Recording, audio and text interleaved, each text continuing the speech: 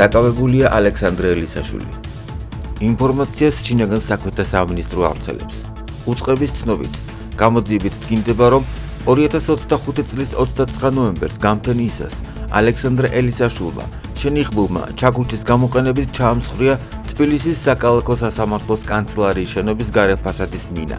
შეახწია სასამართლოს კანცელარიის შიდა სივრცეში, სადაც პერიმეტრზე ბენზინი დაასხა.